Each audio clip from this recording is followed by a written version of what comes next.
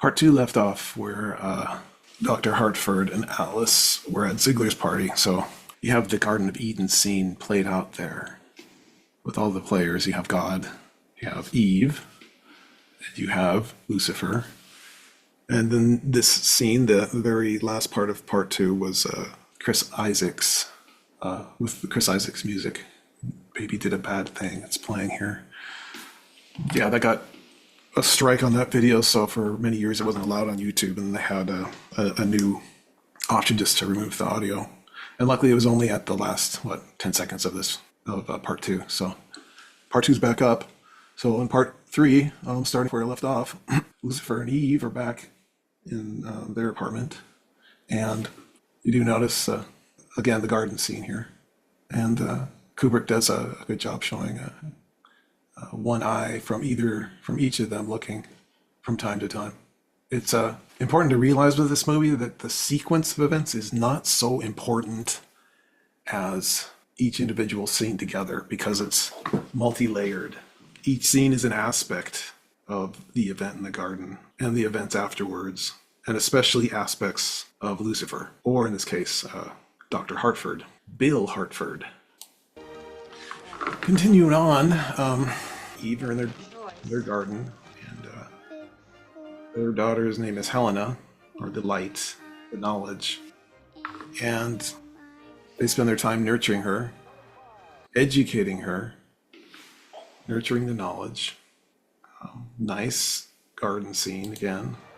In this scene, Eve and Lucifer are discussing things privately, and that private aspect of it is notable because Kubrick puts them in the red bed, red pillows, red headboard. Especially interesting since there's roses painted on it, and roses are important mythologically and to the illuminated community. They have a specific meaning. Sub rosa literally means under the rose. And since ancient times, the rose has been associated with secrecy. Specifically in ancient mythology, Cupid gave a rose to Harpocrates, god of silence, which is also known as the resurrected version of Osiris, resurrected from himself, a god of silence, always depicted with his finger in front of his lips. Anyway, Cupid gave a rose to Harpocrates, god of silence, to keep him from telling about indiscretions of Venus. A lot of ornately illuminated architecture will have the ceilings with carvings of roses. And it's to remind people that anything that's said, anything that's discussed is to be held secret. You'll notice here that Kubrick makes use of the red here, the true secrets being discussed, and the blue, where there's obfuscation, there's conflict being introduced, or purposeful misinformation. So in this scene, the argument that Lucifer and Eve are having comes down to conflict as far as their true commitments to each other and what they're actually doing. And it gets to the point where Lucifer tells Eve that he's sure of her, and that causes a laughing fit. Of course, she's standing with the blue background, and the blue background is framed by this ornate red curtain, of course, and you'll notice the designs on the curtain are fleur-de-lis, and this fleur-de-lis symbol you'll see a lot in this movie. It's a sign of Harpocrates. In fact, there's many ancient depictions of Harpocrates with that fleur-de-lis symbol always above his forehead. You'll see this very stylized one. This one specifically is a picture of Harpocrates approaching a short pillar with a serpent entwined around it. Symbolism behind it is the silent one, the resurrected Osiris or Horus or Harpocrates, the child, the silent child, approaches his former self or part of himself. That self, combined with his manifestation as a human being, is the magic herb that grants eternal life. That power that emanates from his being, especially when he's combined with a human body, is the ultimate goal, the great work. Here's another image with that fleur-de-lis symbol exaggerated into a torch above the head of Harpocrates. again, going back to that goal, this is the creature, the end goal of the illuminated work that alchemy done to find the sorcerer's stone or cinnabar, or that implement that's used to bring about the golden age. And the one entity that has the power to grant eternal life is the one that is the only part of the illuminated fraternity once he is manifested in human form, that has the power to use the philosopher's stone. Here's another image, Harpocrates, very ancient Egyptian version. This version, again, I don't know if I mentioned, was found on a wall in the destroyed city of Herculaneum, kind of a twin city to Pompeii. The artist has great skill with, I noticed, red and blues, and apparently it was commissioned by a lot of people in the city to do mystical artwork or religious artwork of the time. Getting back to Alice having her laughing fit, if you know some mythology, let's play that through. I've heard that Stanley Kubrick had Nicole and Tom do this scene over and over and over. It must have been great. It's just ridiculous. Because what she's going to tell him is very, very grave, especially for the relationship. It's serious for the relationship in the sense that, as Kubrick illustrates in many aspects of what went on in the garden, he's illustrating the complexity of the angel Lucifer and his role, his relationship with God, and also with Eve here. And when I say Eve, it's quite complicated. What that representation is truly, it's mankind generally, but Eve specifically because of her qualities.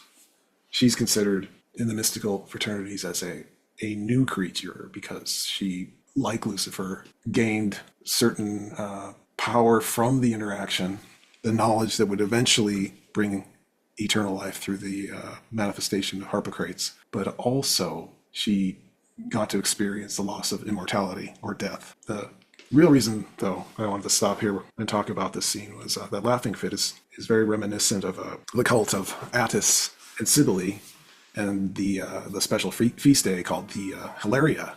That's where we get the word hilarious. It was a crazy day of celebration or joy that occurred right after the Day of Blood, or the death of Attis. And the Hilaria was the day where Attis resurrected, and Attis, again, is allegory for one of the many faces or aspects of mythological worship of Lightbringer.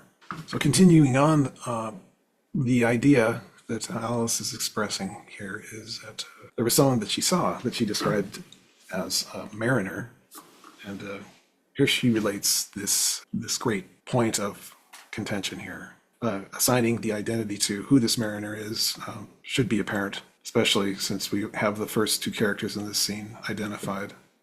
Listen to what she says. Was only for one night.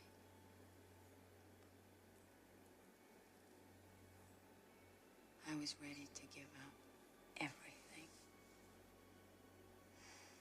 You, Helena, my whole fucking future. So she was willing to give up her relationship with the Lightbringer and the knowledge that she gained when she was offered and accepted the fruit of the knowledge of good and evil. The conversation is interrupted by a phone call where Dr. Hartford learns that one of his patients has died, and it sets off a very important quintessential theme here that brings together aspects of how Lucifer considers his fate, his attitude towards God and the future. It's extremely important. He says he has to go over there and show his face. To go over there and show my face. And so he makes his way. The whole way he's driving, he's thinking about that conflict. He's angry at the mariner, who I'll identify as God. So three individuals are now part of the play. He's angry or jealous of Eve because of her potential willingness to go to him if she could just see him again in the right light, so to speak. So he finally arrives at the deceased patient's deluxe apartment somewhere in New York. And you'll notice at the entrance, there's Egyptian-style architecture. Looks like a stylized tree of life here. It's interesting, the interaction just as he goes through the door and meets the servant. Her name is Rosa. Remember, talking about Sub Rosa. He meets someone under the rose here. And he's let in. Hello, Rose. Good evening, Dr. Hazard. There's some subtle activity going on in this scene here as he walks along the mosaic pavement down the hallway to the bedroom. You'll notice these ornate statues on these presentation tables on either side of the door. This is a very ornate dragon. Can't really make this one out though.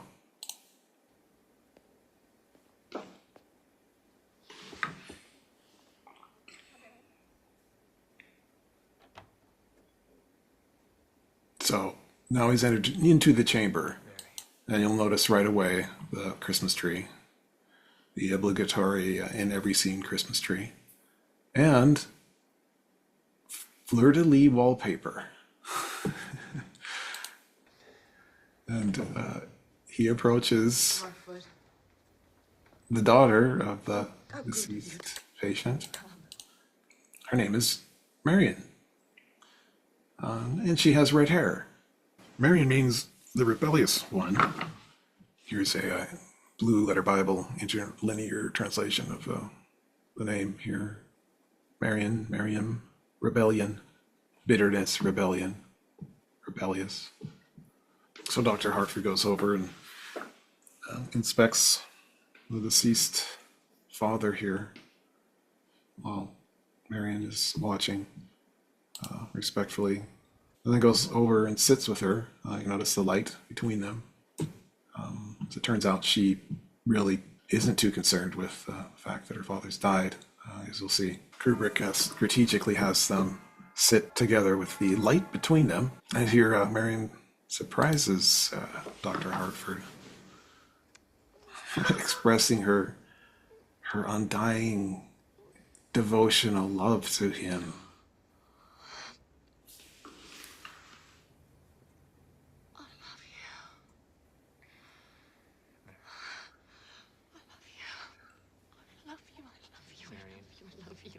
I don't want to go away with Carl.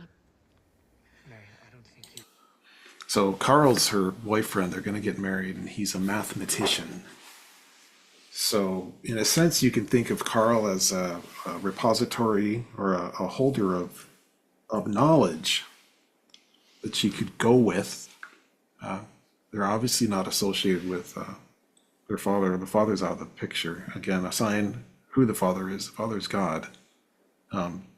Just as the mariner is God in the scene before. realize... I do. Even if I'm never to see you again, I want at least to live near you. And so you have that contrast of Dr. Hartford or the Lightbringer or Lucifer's utter jealousy over Eve. Contrast with this scene, he has no idea of the complete devotion that Eve has for him. So which is real? Both are real. Each one of these aspects that we'll see, each one of these scenes, all are aspects that are real in some certain sense. A very complex scenario of the garden and the human interaction with God and this evil angel known as Lucifer. Also, notice that every woman that Dr. Hartford interacts with in this movie has red hair.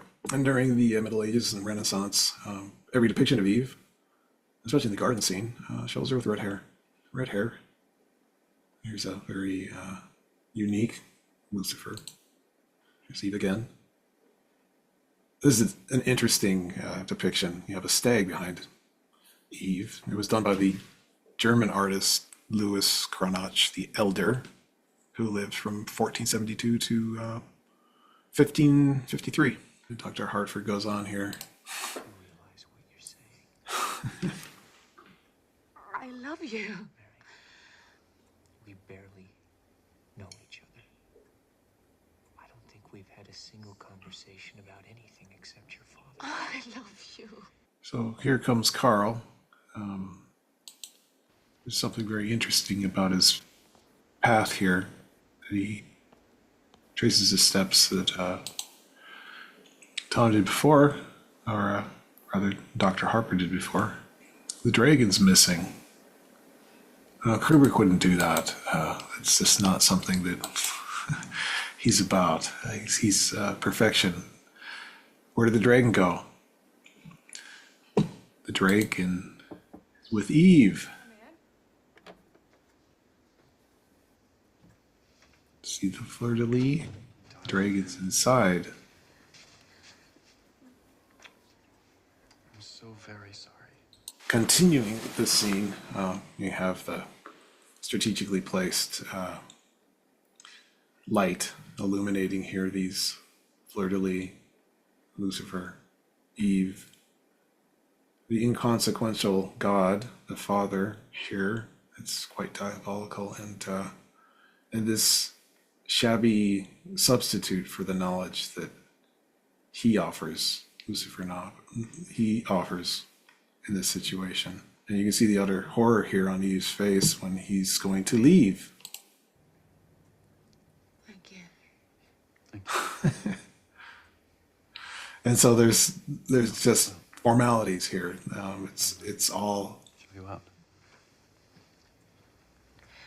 it's all hidden, wanting to be resolved, but just not capable due to circumstance. Dr. Hartford, after this, is still disturbed by the discussion that he and his wife had before, so he decides to take a walk. No longer obligated to do anything, and he looks at some interesting scenes here. Again, here we're going past a flower shop, and there's roses everywhere, and there's a couple. And as he's going along, he's very upset, but very angry. This is quite interesting. I don't know if anybody would actually think that Kubrick would be this subtle, this intentional, but you'll notice the word Ajax up here as he walks past this grocery store. And green giant vegetables. So you have Ajax and the word giant across the top there, and I couldn't help thinking about the Nephilim aspect, the legends of Ajax, one of the I believe he was on the Greek side fighting the Trojan War, who's said to be such a large giant that his kneecap, his patella, was the size of a discus. One of the Nephilim, one of that bloodline that partly escaped the flood, still around. There's that flood aspect in this movie, the going to the end of the rainbow, or going to where the rainbow ends, and later on the costume seller's place has that theme, under the rainbow. So as he continues his walk, I got scars on the back of my neck. Hey, what team's this switch hitter? meets these young ruffians who assume something that's just completely out in left field about him. They have no input as to who he is, what his personality is, even his appearance. Playing for? Looks like the pink team, huh? Faggot. Faggot? Merry Christmas, Mary. And so you have the word Merry again, rebel, basically. Merry Christmas, rebel. And you'll notice college boys. You want to take a ride in this fight, Stanley, you stupid faggot? Did you see? It's Yale that they're a part of. They're a Yale fraternity, and they're quite fixated on the homosexuality. And I think what is going on here is Kubrick's illustrating this this vulgar set, this vulgar worship that goes on of the Lightbringer, that he has to endure this vulgar aspect of worship that the Lightbringer, or Lucifer, has to endure, that's so unjust. Unjust, at least in the mind of the Lightbringer. He doesn't say anything, he doesn't react. Continues on. The Yale boys, it's interesting. It's at Yale where Skull and Bones, the crypt for Skull and Bones, resides.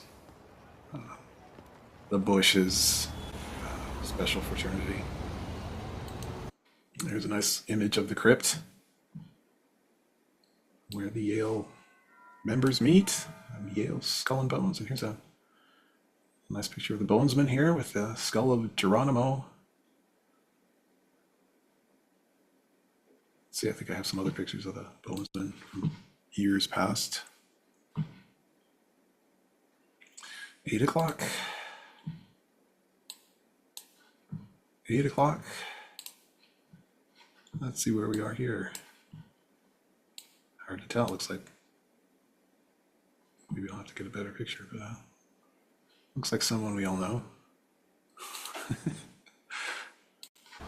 So finally, it's to meet Do you know what time? another individual who further complicates the relationship that and the goings on in the Garden of Eden here. Another Eve, still another Eve. It is? 10 past 12. So Going anywhere special? at first he wouldn't consider talking to her. Not interested. How'd you like to have a little fun? Notice her red hair.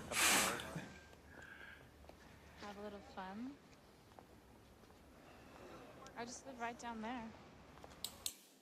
Why would he even consider doing something like this in the area of town Come inside with me? that he is? I mean, you can see there's garbage, everything's unkept, Yeah. and yet he still, It's a lot for nicer some reason, decides than it is out here. to comply. So now he enters, and you have the Christmas tree, of course. The surroundings are great contrast to what he's used to. He's used to order and beauty, right? Sorry. You'll notice there's a an specially placed image of an apple here. Got the mess. Needs day off. Eve is living in chaos. Look how Kubrick has Dr. Harford walk past this angel image. So her name is Domino, and she's wearing the black and white Domino costume, Cozies. red hair. So you have this a further depiction of the garden scenario. Christmas time, Eve's here. Her name's Domino, and Domino from the Latin Dominus.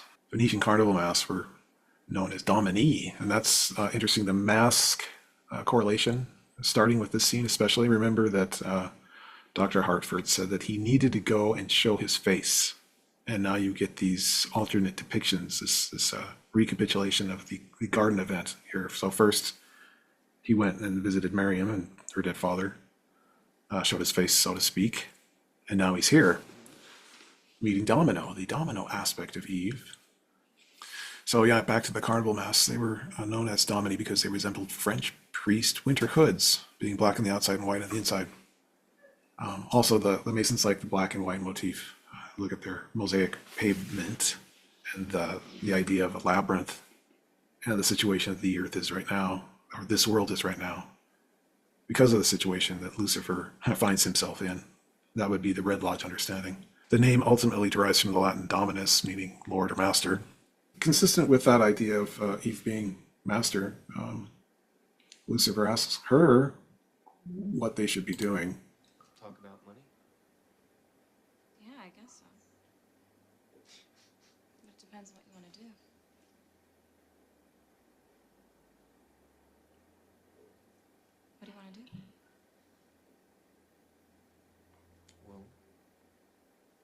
do you recommend?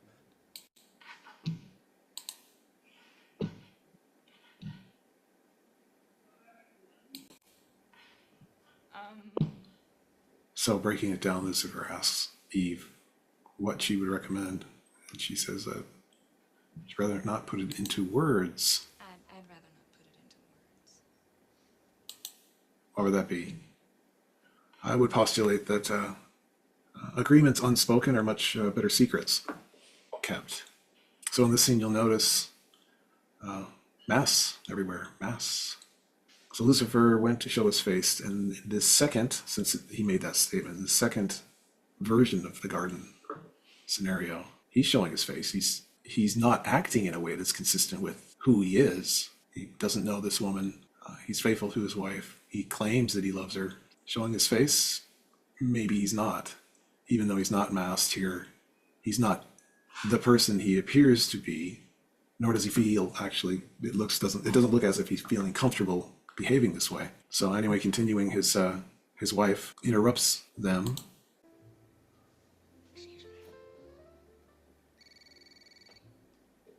By calling him, he has to further his deception after scoffing at his wife when she accused him of being less than truthful. Now he's being less than truthful.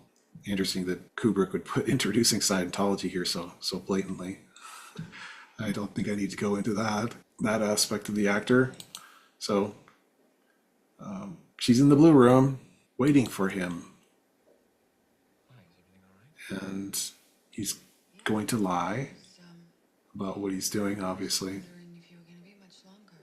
And he's not committing to returning because he's still upset with her. He said to Alice that they were still waiting for guests to return or to arrive.